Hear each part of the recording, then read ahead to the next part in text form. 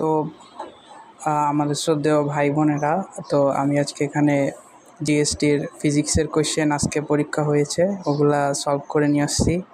তো এগুলো হচ্ছে সম্ভাব্য উত্তর, যথাসম্ভব এখানে সঠিক করার চেষ্টা করেছি।